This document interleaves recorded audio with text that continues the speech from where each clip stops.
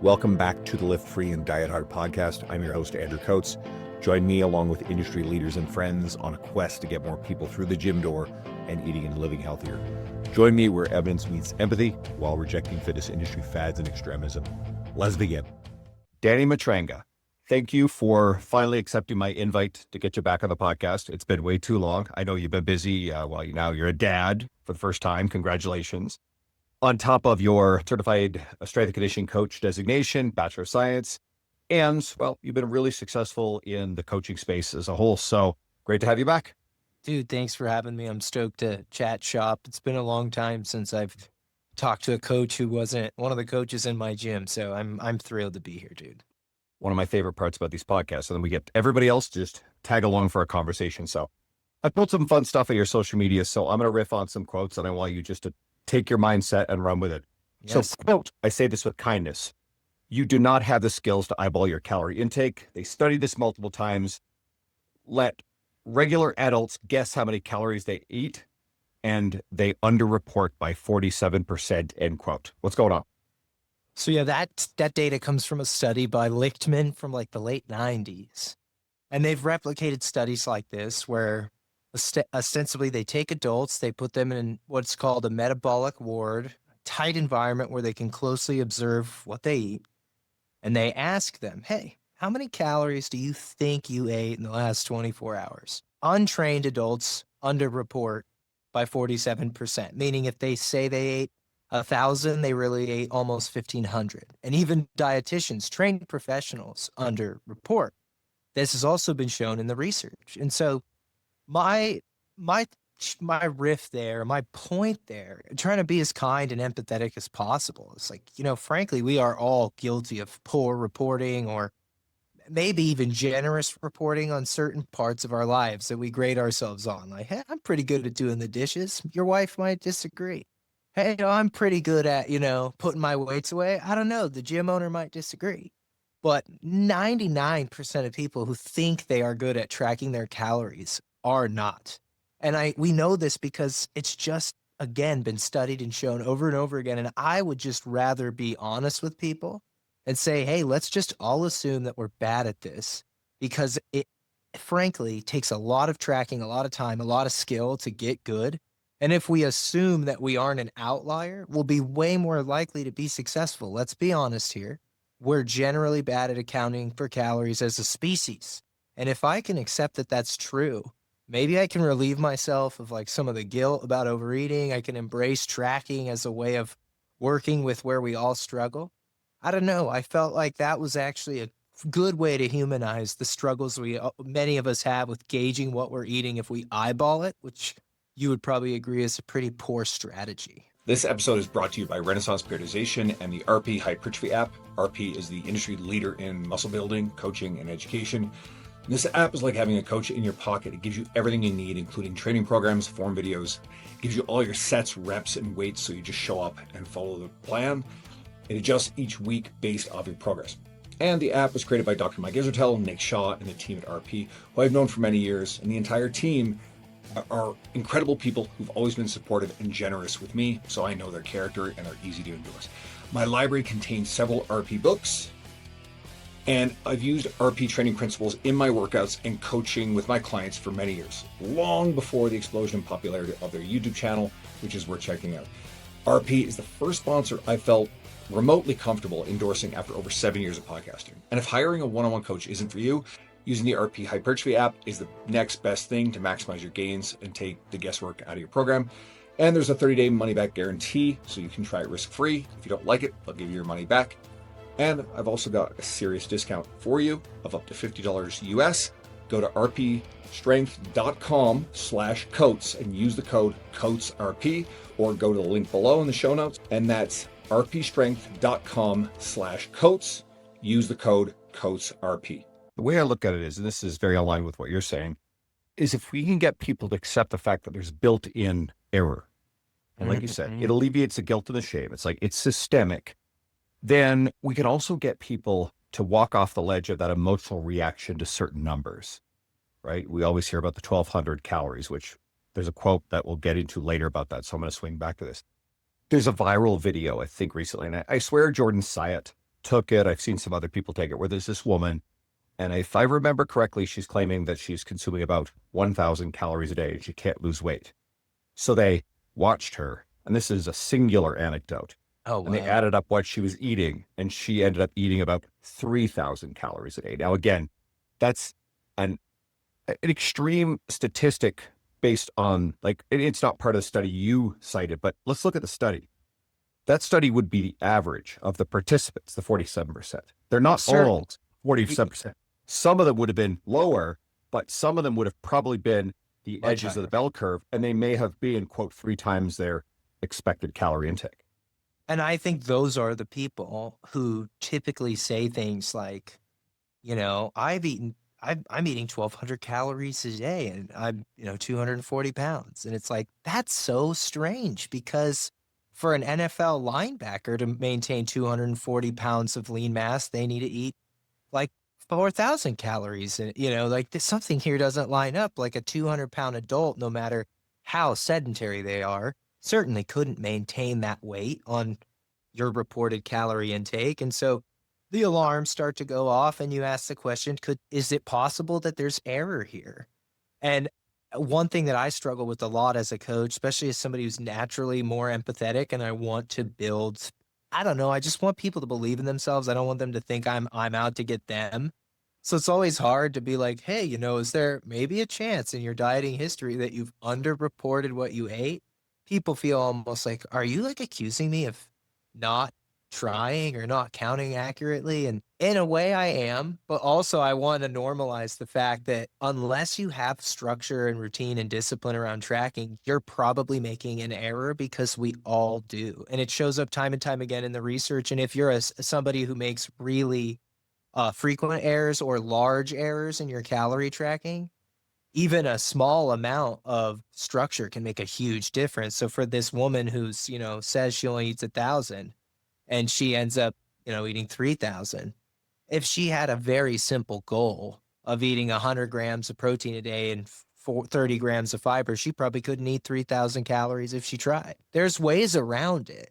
You don't have to just track calories, but you have to track something. This episode is brought to you by KNKG, my favorite gym bag brand, and now my favorite backpack for travel. I used to travel like an amateur and check a suitcase. This meant hassle checking in, waiting for luggage, and stress over whether my bag would make it to my destination with me. Even my roller carry-on didn't allow for versatility once I got to my destination. And I travel more than ever and I need quality, durability, and convenience. And when I met up with friends at fitness conferences, I noticed many traveled just with a backpack. So I started researching backpacks and brands, and I kept coming back to KNKG because I've had one of their duffel bags for years. So I bought their Edge backpack, and it goes everywhere with me. And my KNKG backpacks, plural, now I have 2 of them, the Edge and the Conquer backpack, double as perfect travel bags for a week of travel or everyday gym use. And I can save you 15% on yours. Go to www.knkg.com/Andrew 59676. That's www.knkg.com/Andrew 59676, or go to the link in the show notes. So elaborate, because you pretty much laid it out there of one of the better ways to approach this without necessarily tracking every calorie. What are some of your favorite ways? I mean, most coaches are keen to this, but I think this strategy is largely fairly true. And that's like, people ask me all the time, is it good enough to track my macros, or do I also need to track my calories? And I say all the time, well, technically, when you're tracking your macros, you're tracking your calories pretty darn close. I mean, fiber and some maybe small rounding errors, you might be off by a few calories, whatever. But if you're tracking macros, you are tracking calories. So what macros matter most for most people's goals? And for like fat loss clients, which are most clients that I have, for general population adults who want to manage their weight, I actually think the most important macros are protein and fiber. And then like the meta umbrella is calories. So I would just say, hit your protein target, hit your fiber target. Those are your satiety pillars. They're also phenomenal for your health. And don't overeat this many calories. So like you have a goal, 100 grams of protein, 30 grams of fiber. Don't eat more than 1,800 calories. Get your carbs and fats and whatever ratio works for you on that given day, but don't overeat. I think that might work better for some people than having them track protein, carbs, and fats. But I also know people who want to track all the macros because that's the personality type they have. But I like to simplify. I think it's practical. Now, I mentioned, well, I'll do this quote. Quote, nobody has a harder time losing weight than short, sedentary women. It's not impossible, but these are there are cases where you hear about people needing to go super low calories. End quote. Yeah. So with that one, this is again speaking predominantly from experience, but also I think the physics and the math is going to back me up here. I've worked with a lot of older women who are shorter and quite sedentary and like tick all of those kind of boxes for frustrating, stubborn fat loss. I'm shorter, I don't move a lot, and I'm getting older, and I'm a woman. And I've noticed, and Andrew, you're like the opposite of all of these things. You're very large, very muscular, and very much not a woman. And so I think like for you, and you're very active in your day-to-day workday, for you, losing body fat would probably be easier than a very small woman who sits all day. And a lot of that just has to do with the pure real estate, the pure amount of calories it takes to burn, that it takes to run the body that you have. You obviously burn more calories than I do. And here's what's so cool. We both train clients on the gym. We both work out with weights several days a week. We're both young enough and metabolically healthy, but what is the differentiating factor? Well, you're about a foot taller than me and probably 100 pounds bigger. And that probably means you burn a lot more calories. And so small women, unfortunately, suffer from being like metabolically smaller systems. And so there are people, and again, I would never recommend this for anyone. I'm not saying go do this, but there are people for whom 1,200 calories is actually going to be a deficit that might not kill them. Maybe their maintenance is like 1,400 calories because they're 4'11" and they sit all day. And for a normal active adult, you say, hey, 1,200 calories, that is reckless. But for some of these small women, you do see very low calories being required. Additionally, I've noticed these are a lot of times the clients of mine who are the most responsive to weight loss medication, because just going back to the margin for error, if your deficit is 1,500 calories or less, that is such a tightrope to walk every damn day. That is so hard. I could never do that. I don't think I could. Like maybe for like a week, I could try to get by on 1,500 calories, but the margin for error is really low for these people, and they respond extremely well to weight loss medication because those, of course, really reduce dieting error margin. It nukes your appetite. And so I would say that nobody struggles more than small women. It doesn't mean it's impossible. I also would say nobody probably works harder. Nobody probably works more like frustratedly against the big stone wheel that is all of our fitness. But and I'm empathetic to it because that's a lot of who I work with are older women who are on the smaller side. And it's just, I got to really crunch the calories down. Two quick thoughts. One is I sometimes have meals that are 1,500 calories just for context, no doubt. right? No doubt. But and I've talked about this in a fair number of different places in media. Podcasts are the best place for the nuance here. We're all marketed the same food, the same portions. Okay. Mm-hmm. Now, yes, to a point, smaller people tend to eat less. On average, they do. But if you go to a restaurant, I get the same serving size as a woman who is 5 feet tall and 110 pounds, right? Usually.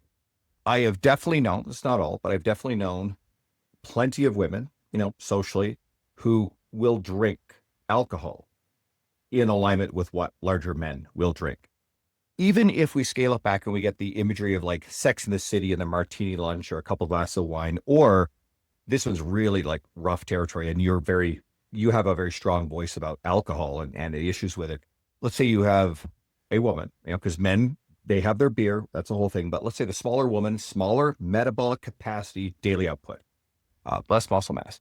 And let's say, she, after a stressful day at work, decides, well, they need to have a glass of wine or two, right? Again, we now have even that eats up. If the goal is, hey, no, I want to live in, let's say we're not even talking about fat loss. Let's say if we're talking about even maintenance level calories. So that person wants to maintain their current lean muscle mass. They're not super active, but yet they feel, and here's the danger, and it's a tricky word, entitled. Yeah. Entitled to have, because of marketing, because of what we see on, and I say Sex and the City because Sex and the City is a metaphor for a false reality. Sure. I mean, I get the cultural meme that is Sex and the City in completely when you say it. I'll even side quest a bit. There's an article that documents the apartments from famous shows set in New York as where that they live. Like the Friends apartment is one of the silly outliers. Like these people with their careers could never afford this apartment of that size at that location. So it kind of documents this and what their careers are. And Carrie's Sex and the City apartment's also one of the ones that's just complete pure fantasy, right? It's not even realistic, even when the show was made. So if you're getting this portrayal of the lunches, the meals, the alcohol consumption in some of these shows, these aren't reflected in the reality of a real person, a smaller woman. And it's an unfortunate, unpleasant truth, but kind of like what we were talking about before, which is the fact that everybody misestimates how much calories are consuming. You got to get really comfortable with these stone cold facts. If the goal is, hey, I want to maintain my body fat percentage and I want to maintain my metabolic health as I get older, right? This is not advocating for to be as thin as Carrie Bradshaw is, Sarah Jessica Parker in the show, right? Maybe that's your goal. I don't know. But this is an unpleasant truth. Yeah. Like if you consume alcohol the way the women do in that show, a way that would be considered normal, you'll probably increase your cancer risk like tenfold. Because it's like an average sized woman can consume about 1 serving of alcohol per day without elevating cancer risk. That's considered a moderate dose, but that's like a 5-ounce glass of wine, and most people do not pour a 5-ounce glass of wine. And the minute that same woman goes from 1 glass to 2, she's now going 2x the, safe amount. And I know a lot of women who probably consume 10 to 15% of their total daily calories from alcoholic beverages, and then another 10 to 15% from like sweetened coffee beverages. And I think that it's really hard to maintain satiety and health in a smaller metabolic system when you have too many calories and too much alcohol. And frankly, we fight all the time looking for individual ingredients. I'm not a fan of demonizing anything, but alcohol really does stand out to me as a commonly consumed thing that a lot of adults overindulge with. If you can keep it moderate, it's probably better.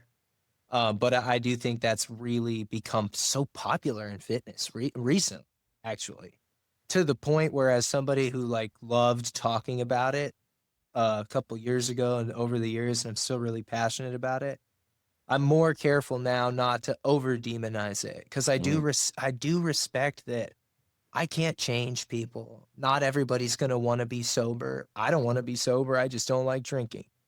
And the thing is, man, like I hate when people comment on like a post I make about alcohol. Well, still gonna have my beer. And I'm like, dude, that's totally cool. I just want you to have no more than 2.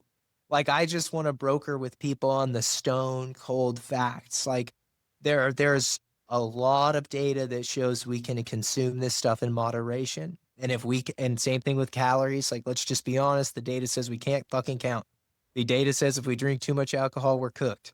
Like those are pretty easy to follow, guys. Let's just, stick to the most basic and pressing and obvious and helpful things. But convincing people to do that is more difficult than I'd ever possibly have imagined. But it's the undertaking of my life, and I'm passionate about it. But it's always a dance. Hopefully we don't get yelled at as two guys talking about women and their nutrition and drinking alcohol.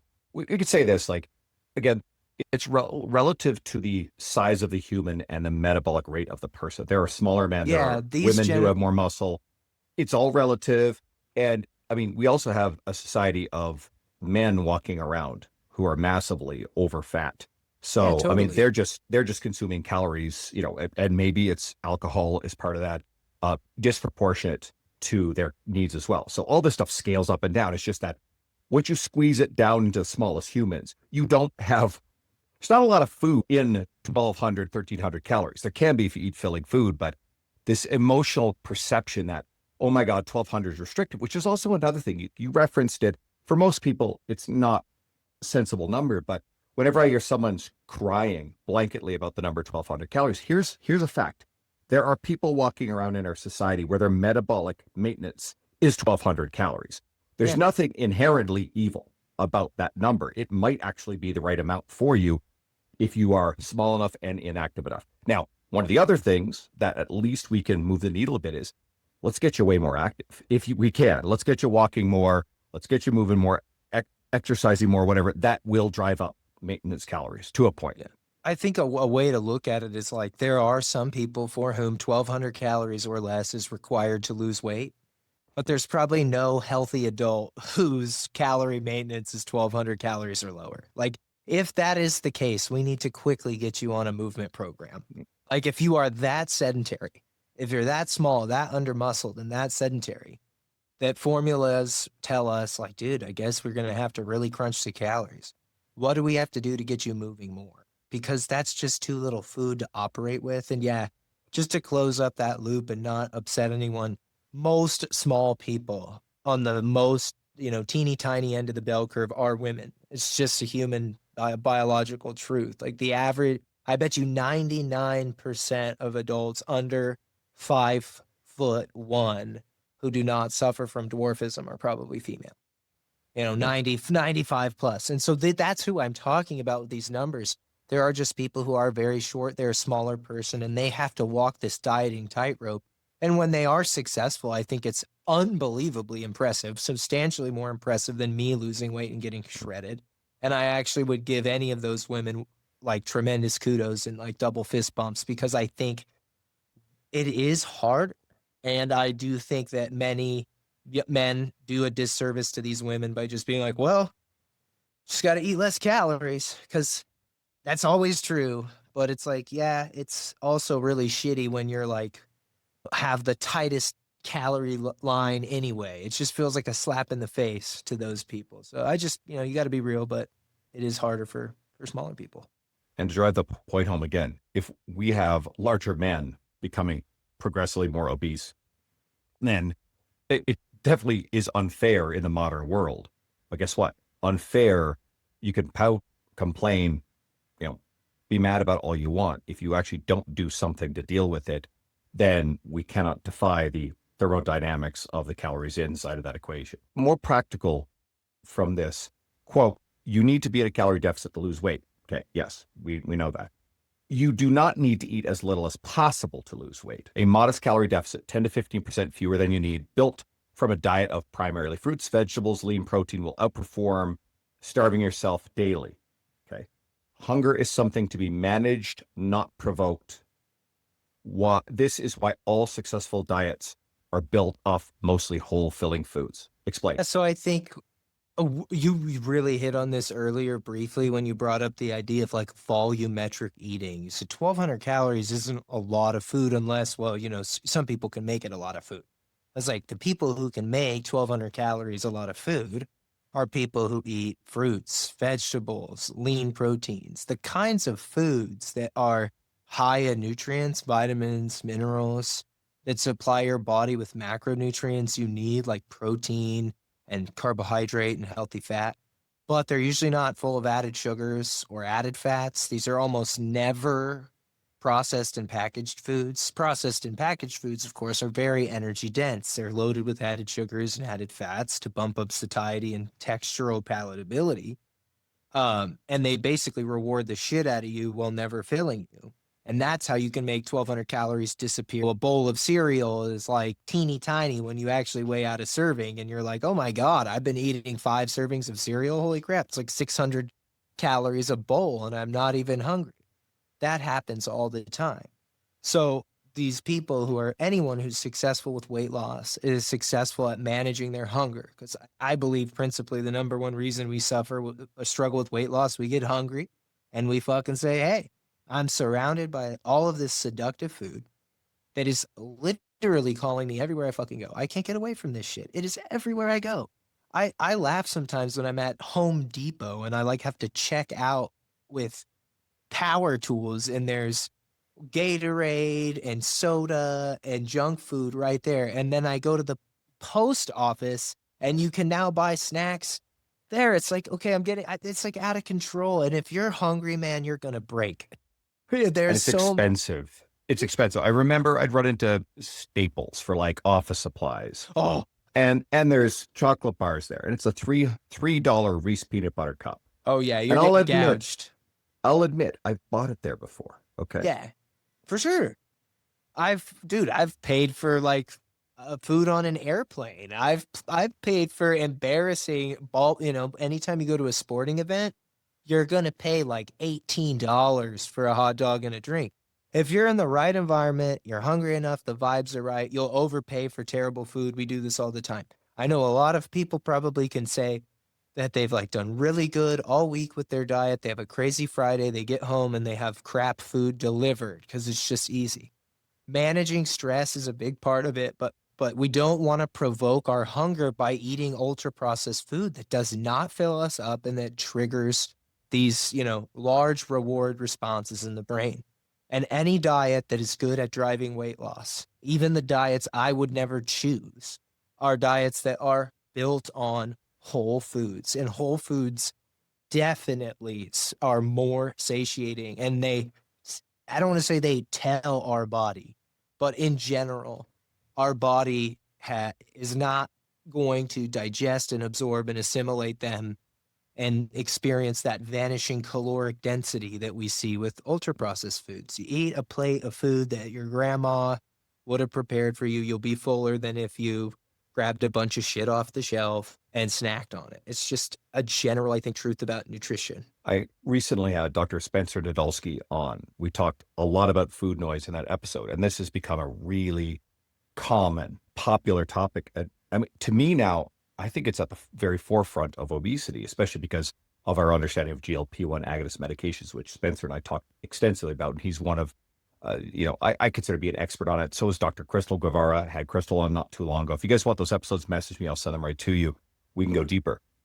I am of the belief, although I cannot cite specific evidence to this point, you may know, that if we can get someone for a period of time to eat more of that filling, like minimally processed food, that we can see improvement in satiety signals. Now, I think there's also a fairly genetic component to this stuff, and our modern environment hijacks the living hell of it. Spencer and I talk about that.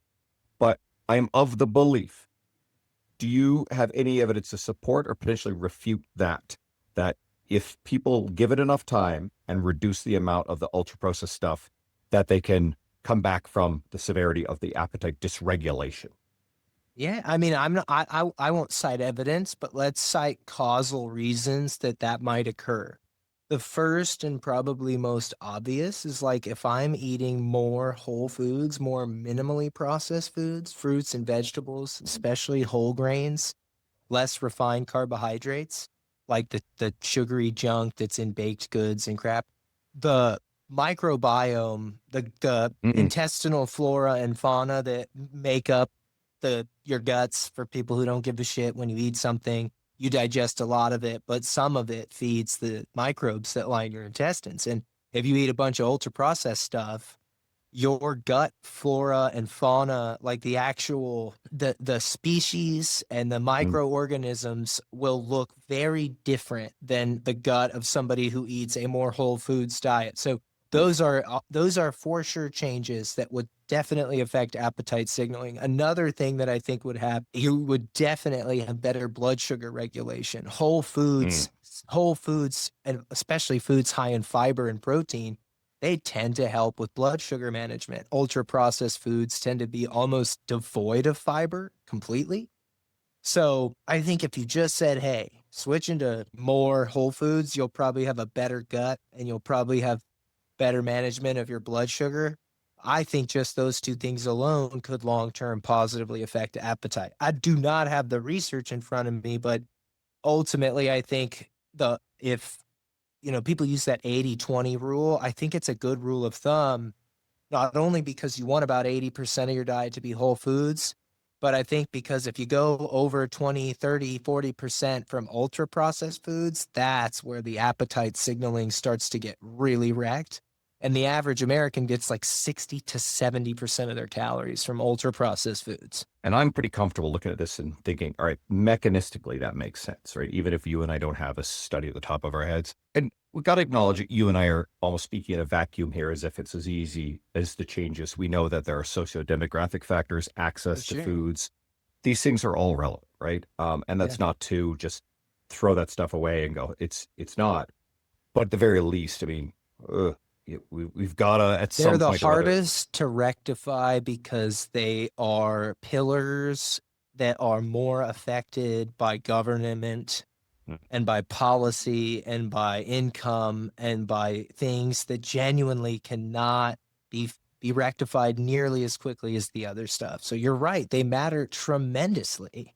But the challenge we have is our individual locus of control is better when we aim it at the things we're talking about. Yeah. And I don't find it's overly helpful when there's a faction of our fitness industry that anytime that, you say anything that resembles, internal locus of control or personal responsibility, then they start getting really loud and vicious and nasty. And it's like, I don't find that stuff very empowering or helpful. Yes, we realize that these things are an issue, but if you drown people in the odds and the why they can't do something, then they're far more likely to default, I believe, to an external locus of control and go, well, I can't change my circumstance. I am a victim of my circumstance. Foster a victim mentality around it, deflect any evidence or opportunity to then make changes. And I believe no matter the circumstance, everybody has some ability to influence it. The playing field's not level. And I'm much more of the camp that, okay, let's give people the tools, the way to do it, not drown them in the reasons why they can't. There's another fun quote, and I want you to explain this one to me because this popped up really recently. Quote, "The internet broke nutrition. One of the largest advocates for the carnivore diet is now pushing something called sugar fasting or the sugar diet. What the hell is this?" Yeah. So I'm not gonna drag anybody out. This has been, I've seen this now all over the place. But I think this just stands to exemplify that I believe the internet gives us a platform that we can either use to promote largely helpful information, sensationalized information, bad information, who knows? But it's definitely strange to me that since social media has really accelerated our appetite for extremes, that we've seen things like an all meat diet. I don't believe that would have ever existed if it wasn't for social media. I genuinely do not believe that if humanity does not create this, which sounds so funny because any carnivore will tell you it's primal. But if we did not create social media, we would have never had the carnivore diet. It's the least fucking primal diet in the world. No human being ate only meat. I believe we know this inherently, but I think the performance art of internet dieting is so appealing to so many people that, hey, if I behave sensationally on the internet around my nutrition, I get way more attention than if I tell people to eat a balanced diet. And it's not lost on me the fact that this is quite literally a 180, an all meat diet. For somebody to be an advocate and a proponent of an all meat diet to then eat an all sugar only diet, like the opposite, a carb only diet, not just carbs, sugar, fruit juice, the opposite of carnivore. That to me encapsulates this idea that the more extreme you are about nutrition on the internet, the better it is for the business of being a nutritional authority on the internet. And that makes me kind of sad because I genuinely, based on everything I believe about nutrition, based on all of the people that I respect and that I have tried my best to learn from, the Alan Aragons of the world, the Lane Nortons of the world, the names that come to, there's so many names that I'm not naming, but these people have contributed so much good information, balanced information. You and I have consumed content from these people. And at no point did I ever think that it was a good idea to eat just one macro. But on I social media, hey, nice, I nice. literally have Alan's book. I have Lane's book. I've got some Adam Bornstein. I was talking to him today. I've got The Hungry Brain by Stefan DNA. DNA. I've Yes, got exactly. Eat It by Jordan Syatt and Mike Vicante. You know, Josh Ellis's Lean and Strong. This is So I really believe that those are these are the people in our space that have distilled, reasonable nutrition concepts for healthy eating to the masses down to the best level. I Mhm. consider myself a disciple of men like that who have done the work, have done the studying, and now that I'm scientifically literate, I can build upon that. But at no point in my nutritional education, and probably in yours either, did a single macronutrient dietary strategy ever make sense for anyone. And so when I see this, I've started to think this is performance art. This is Mhm. rage bait. This is performance art. This is just for clicks. Um, and I've gone so far down the carnivore diet rabbit hole, bro. Like I don't believe that diet is healthy for anyone. I think it is so unbelievably lazy to say, well, when you compare it to the way most Americans eat, it's like, okay, that's fucking fantastic. That's like saying, you know, I drove home, my car, exploded. I got my identity stolen. I tore my ACL, but hey, at least my wife wasn't cheating on me when I got home. It's like, dude, the standard American diet is the worst thing imaginable. And if clearing that bar is all it takes for a diet to be good, I'm sorry. That's crazy. And I honestly maybe even think that the carnivore diet might be worse than the standard American diet. It seems so unbelievably foolish based on everything I've seen about the cardiovascular literature. But I eat red meat. I just wouldn't eat only meat and animal stuff. That to me screams disordered eating. Like, I don't know.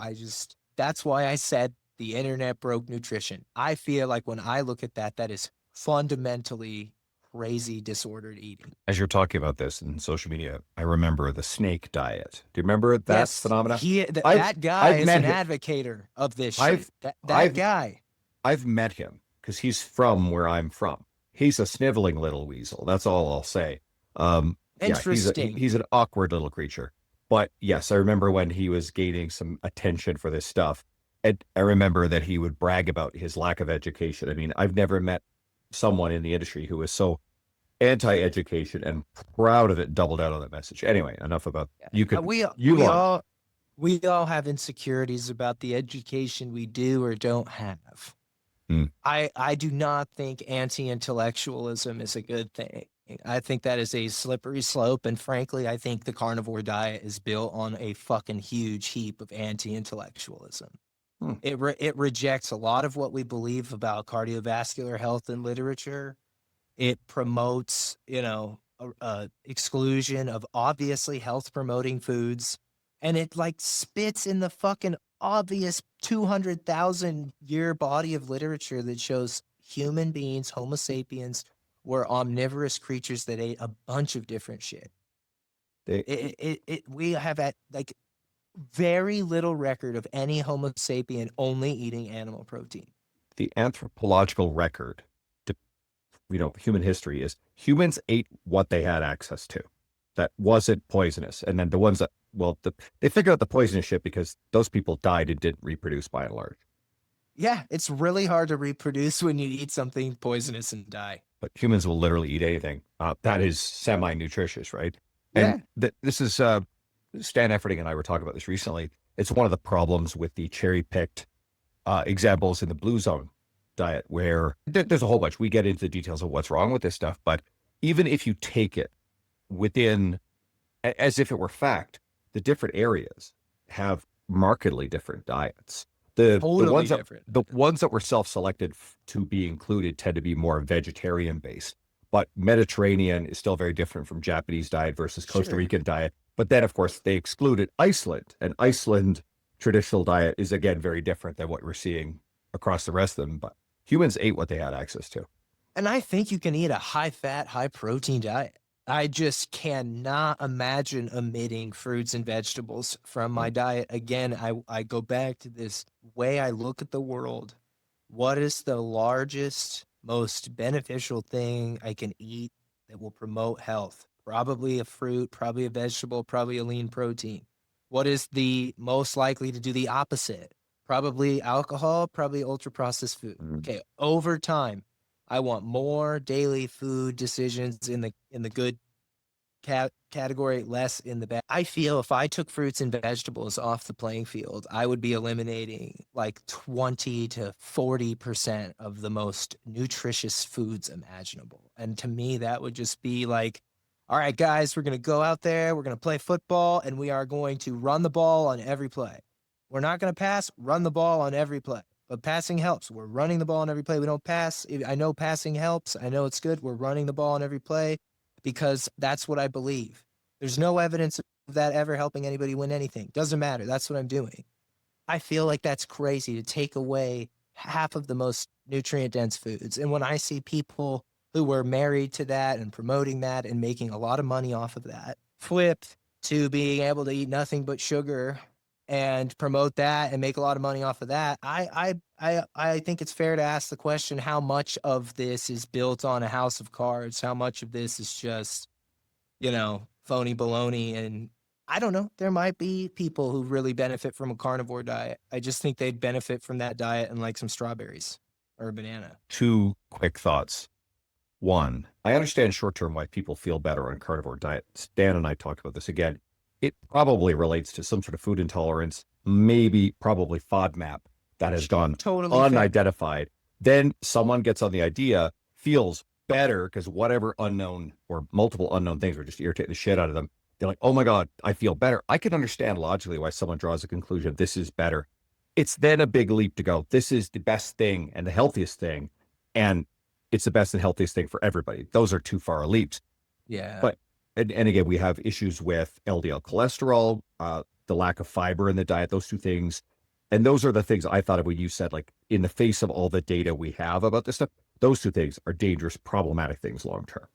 Yeah, I can't think of a worse population than the United States overweight, under-muscled, over-fat, underactive American male population than that's the last people that need an all-meat diet. And I'm just like, that's who's fucking eating this shit up. That's who wants it. Cletus is fucking all over my comments telling me, oh, you beta soy boy cuck. You wouldn't look half as shitty if you tried the carnivore diet. And I'm like, listen, buddy, I promise, like, meat is really good. It's good protein. There's so many vitamins in it. I love it.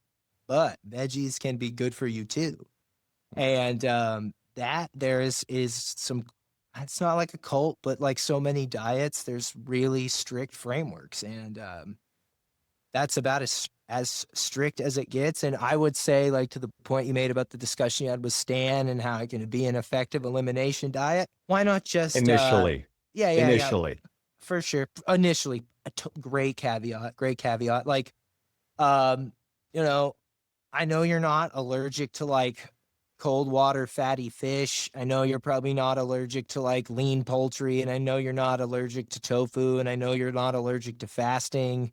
There's a lot of ways to eliminate stuff from your diet other than like only eating ribeyes for a while. And like, I do get it. But again, we're lowering the bar now. We're like, okay, well, it's a good elimination diet and it's better than the standard American diet. Okay, well, so is not eating anything. So again, like, use cases are dwindling here. Logic says 200,000 years of eating like an omnivore makes sense. This does not make a lot of sense to me unless I'm trying to say something about who I am to other people with the way I fucking eat. Take that further. Do you think choice of diet is a tribal signal? I mean, let's just go right at the vegans. Sorry, vegans. How could it not be?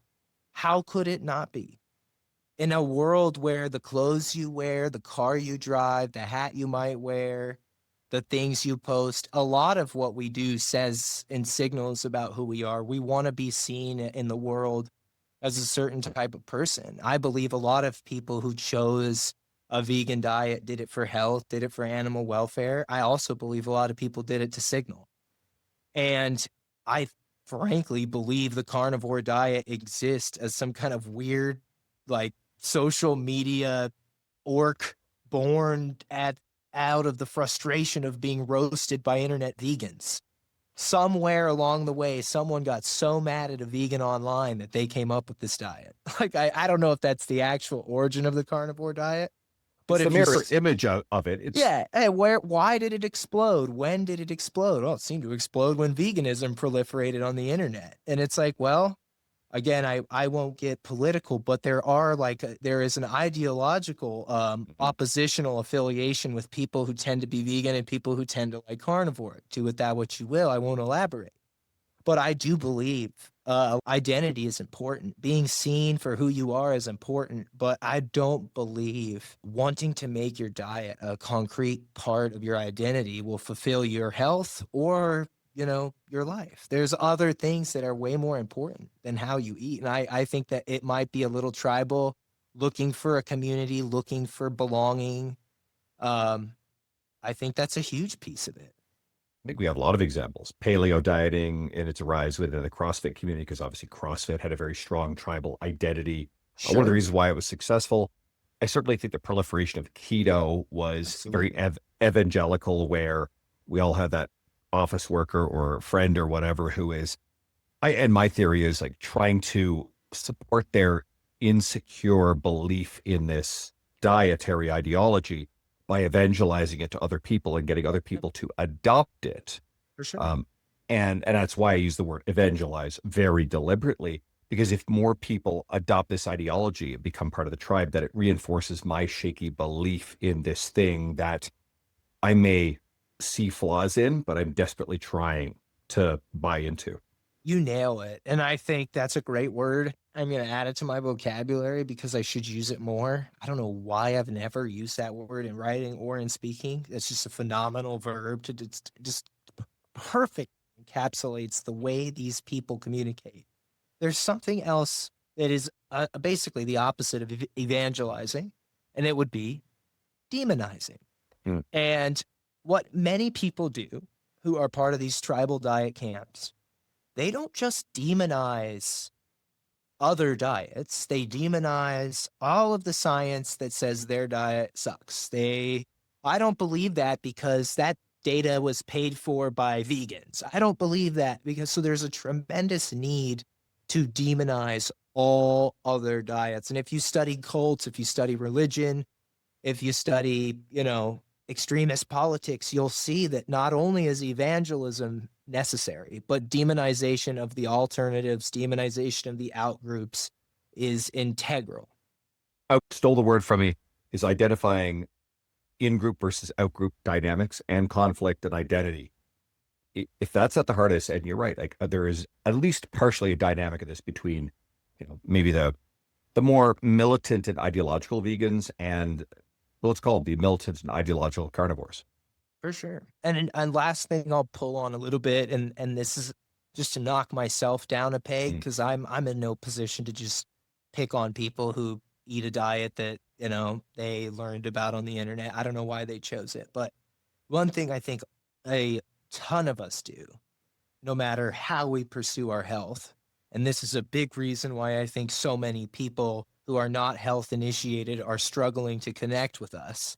You and I probably have the audiences that we have because we're different and we make people feel like, hey, this guy's not like everybody else. He has a brain. He writes thoughtful things. He's not just some meathead, like I really believe that people like you and I because there is a lot of coaching history and quite a bit of wisdom that we can offer that might click with them.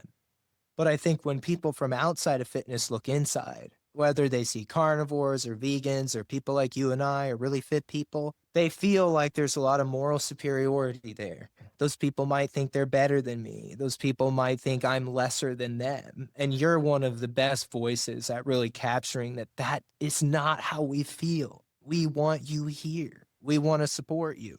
We're not watching, but I think not people like you and I, not people who come on this show, honestly, but there are a lot of people in our space who derive tremendous moral superiority from being dedicated to their diet, being dedicated to their fitness.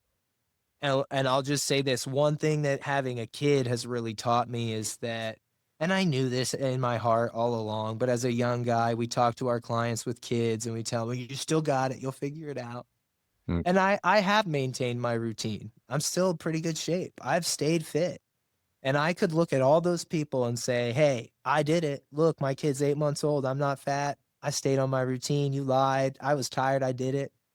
Hell no. I look at all of them and I go, I understand it now. It is a lot harder. I made it work, but I wouldn't want it to be this hard for anyone. And I'm not any better than anybody just because I'm on my diet and I'm on my routine. And I do think if collectively we could lower this sense of superiority, like this is the best way to train, this is the best way to eat, and instead be like, this is what the evidence by and large tells us is going to work for a lot of people. These are the options. There's a ton. We gotta pick one that doesn't suck. That would be a lot more helpful than what I think our industry is so often guilty of doing. That's why I always go to, at least I understand why people may feel better. I mean, here's another example. And I don't necessarily agree with this, as the carnivore diet being healthier, but if someone goes from eating a massive overabundance of calories and then they go switch straight carnivore, it's all of a sudden, especially for a bigger dude, very hard to eat even in calorie maintenance on strictly that. So all of a sudden someone starts losing body fat. And if you lose 5 to 10% of your body fat, all of a sudden you've seen some pretty dramatic improvements in your health markers. Now, there's some downstream shit. Again, LDL cholesterol, that's going to be bad news. But immediately we may see some health improvements. So I can empathize with why someone would believe it's healthier, but there are some serious problems that we highlighted. I just want that dude to be able to have a banana. That's it. That's all I'm saying. Like, I want that dude to be, I'm going to be like, hey, bro, I love that you're on this diet and losing weight. That will be healthier for you. Mm. You're not going to lose any points from me if you have a banana or an avocado with that steak. You know, get some carbs. It's going to be good for you. Well, you don't have to worry about me ever going a carnivore. So all good there.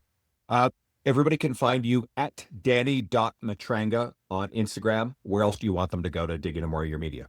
That's probably good. YouTube, it's cool. I'm messing around on there. If you want some more long form stuff that's in the gym that might be helpful for you. But honestly, Instagram's a great place. I'd say go check out your threads too. You're riffing pretty hard on threads these days, which has been quite entertaining. So yeah, it's a good platform if you, it's like Twitter was. It's a wild west. You might catch a stray, but it's fun. I've seen more dumb shit on Twitter.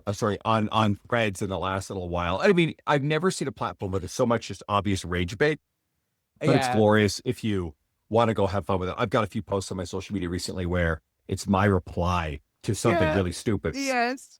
And they're entertaining to say the least. So go have some fun. Go dig into what Danny's doing. Danny, it's great to have you back. I appreciate you. Thanks for coming on the show. Everybody, stay tuned. I got lots more good stuff coming up for you guys.